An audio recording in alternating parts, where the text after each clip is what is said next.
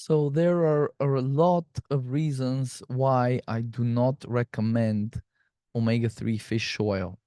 I don't have time to get into it right now, but I can explain to you at least how I can see in data that a client is not doing well with omega-3s. So let me share the screen. This is a test that we run with my clients. It's called a metabolomics plus. It's a very simple little urine collection that the client collects on a Sunday morning, and then they freeze it. Then the next day the courier comes, picks it up, or they can drop it off on their way to work. And when they do the little urine collection in the morning, they also prick their finger, drop a couple of blood spots on a piece of paper, and then with that, the lab analyzes it and gives us a bunch of really useful data on a person's metabolism. That's why it's called a metabolomics. We're looking at the metabolome, and this is a just a sample report to quickly go over what's up. Basically, they give you their own sort of algorithm. They looked at things like uh, need for mitochondrial support. So mitochondria is what create energy in our cells, right? So if there's a lot of markers that when out of range indicate certain blockages in the energy production pathways, and the mitochondria are involved here, right? So basically we can see if a person has mitochondrial dysfunction, but we can also see if the person has oxidative stress. We can see if they have increased toxic exposure, and also there's other more interesting kind of deeper stuff related to methylation support. And the way we run it with our clients is there's a couple of add-ons where they can also check your urine for toxic metals, nutrient elements. That gives us a lot of really good data. Does a person have acute toxic exposure? Many people actually do from just daily exposure in their car or in their job or in the home, in the garden. So catching these things early before they've had a decade or more to kind of wreak havoc on a person's metabolism it's priceless, basically. And then we also check for like that little blood spot that I was telling you about. We actually check for the person's various fatty acids, so saturated omega-3s, omega-6s. And the lab does give some recommendations. I don't really use these all that much. I use kind of my own algorithms and clinical experience. But what we check for is various things, including gut stuff, so malabsorption, dysbiosis in terms of bacterial imbalances, fungal stuff, candida, yeast overgrowth, various vitamin markers, various neurotransmitter metabolites. So for serotonin, for dopamine, these are actually very important when it comes to fatigue, mental performance, mood, motivation, right? Drive. If these are out of whack, and in a lot of people, they are, a lot of my clients, they are, you can have a lot of issues, including sleep problems, including low sex drive, a ton of issues. We also look at, of course, the cellular energy and mitochondrial markers, the detoxification markers. These are also quite valuable to see. Is a person either under increased toxic burden, or are they not meeting the demands of the toxic burden through dietary and sort of supplementational strategies? But here is what I wanted to discuss in this specific video. There are a couple of markers for oxidative damage. They're the oxidative stress markers. So we have lipid peroxides and 8-hydroxy-2-deoxyguanosine, 8-OHDG, right? And lipid peroxides means lipids get peroxidized, so damaged lipids. They could be cellular fatty acids in the cellular membranes. They could be anywhere, like, because these fatty acids make up our mitochondria, the cell, our vascular, our blood vessel lining. So these fats is what make up the cells. And if these are high, if this is elevated, it means a lot of our cells, or a lot of our lipids in our cells, are being damaged, and these are being detected in the urine. And then this 8-OHDG marker, that is a marker for again, oxidative stress, but more specifically damage to the DNA. And here is what I often see. Let me show you. This is what my clients' tests look like often. So in this particular client, the lipid peroxides, it's almost in the very close to the red, right? So you have the green range, which is good, apparently. Then you have the yellow, which is not so great, and then the red, which is bad. But here's the thing. So I'm seeing clients often in the yellow in terms of lipid peroxides. And then I'm also seeing them, sometimes they will be yellow in terms of this DNA damage marker, 8-OHTG. So what does that mean? That means that the client, there's something stressful happening in their body that is causing their fatty acids that make them up to get damaged.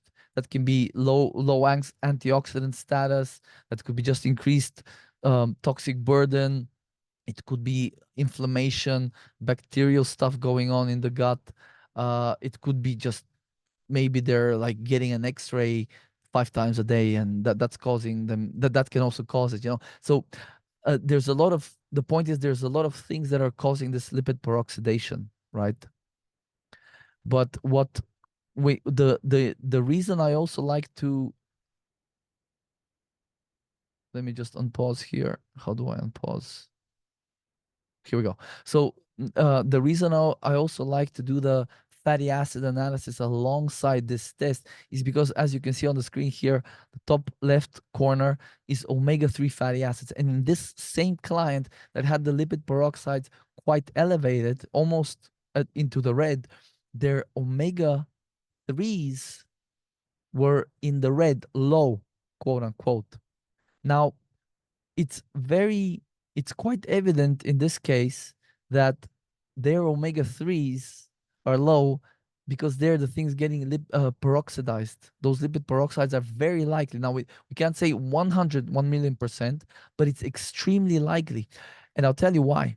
It's because omega-3 fatty acids are even more fragile than omega-6 fatty acids. And we already know the biggest reason why omega-6 fatty acids are not good is because of their fragility, because they're very susceptible to damage, to oxidation or peroxidation. They have all these double bonds that oxygen or reactive oxygen species can hit and react with, and then break these fatty acids into smaller components. Some of them are called aldehydes. There's other names for them, but these become these smaller sort of breakdown products that are directly toxic to our cells. Some of them are carcinogenic, some of them are mutagenic, and none of these things are good. So it's very likely in this person, because these omega-3s are even longer, they're even more polyunsaturated, even more sort of bendy. It means they're even more susceptible than omega-6s. But even if let's say your omega-3s are not the ones that are getting peroxidized, if you have a lot of omega-6s in your bodies, in your tissues, like a lot of people do, most Americans do, most people in the world do, then when those omega-6s get peroxidized, if you have a lot of omega-3s nearby, this causes a chain reaction of oxidation events that can only be stopped by what is known as a terminal antioxidant.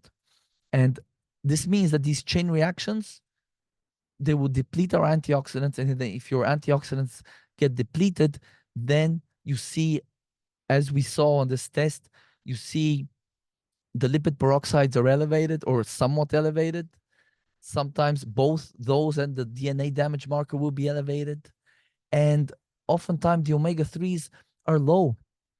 And the lab, this is a great lab, it's a great test and all that good stuff, but their automated algorithm, all it does is it says when these are omega-3s are low, it just says you need more omega-3s. And the lower they are, the more omega-3s it's gonna recommend to you. But if you add more omega-3s in a person like this, and a lot of my clients are like this, and a lot of them are eating well, they're taking supplements, and they're looking after themselves, but the stresses and the accumulation of these omega-6s over the decades that they've been consuming them are just too much, and this lipid peroxidation is occurring. So in this instance, if you add omega-3s to this situation, it's like adding more fuel to the fire, right? And here's the thing, unless we do a test like this and we see that, okay, you don't have a lot of lipid peroxidation, you don't have a lot of toxic burden, your mitochondria, everything is working, you're not excreting a lot of toxic metals, so there's no potential acute exposure, there's no serious deficiencies.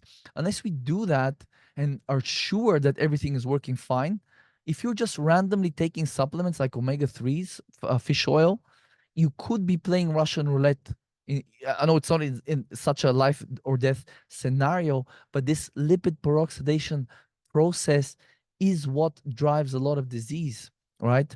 These lipid peroxidation byproducts are very or somewhat or very elevated in all kinds of things, from depression, Alzheimer's, the C word, a lot of other stuff. So this is how accelerated aging and eventual, a diagnosable condition developing, this is how it starts, with lipid peroxidation, with inflammation, with stress, sort of these things that cause this chronic stress on the body. And then someone might say, yeah, but I thought the omega-3s lower inflammation. They do, except they lower it by suppressing the immune system. And that is not a good thing long term, because things like fungal overgrowth, things like bacterial potential imbalances, dysbiosis, the C word again, these things happen, can or are more likely to happen when the immune system is suppressed.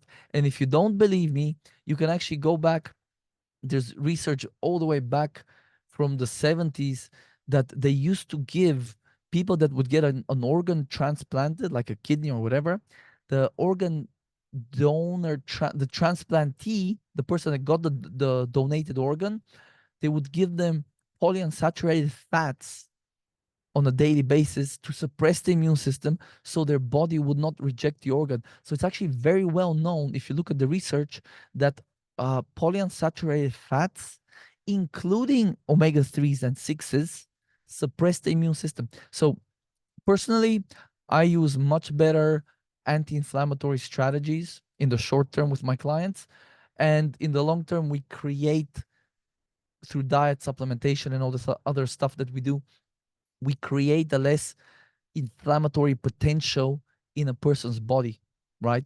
So this is why, in a nutshell, I do not recommend omega-3s. And listen, even if this lab work came out perfect, and you don't have lipid peroxidation and you don't have DNA damage and the detoxification markers are all in decent places and you don't have acute sort of excretion of toxic metals and stuff, even then, I still would not recommend omega-3s, for the very reason that, again, they suppress the immune system.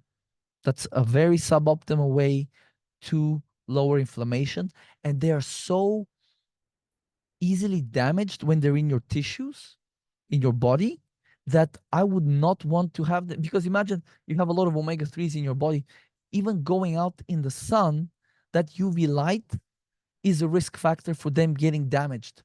Just by virtue of being a very warm-blooded mammal, that heat damages them, peroxidizes them. They will go rancid in the fridge at 5 degrees Celsius. So they will go rancid on your body much more easily. This is why adding extra omega-3s in the form of supplements is a really bad idea. And here's the other thing.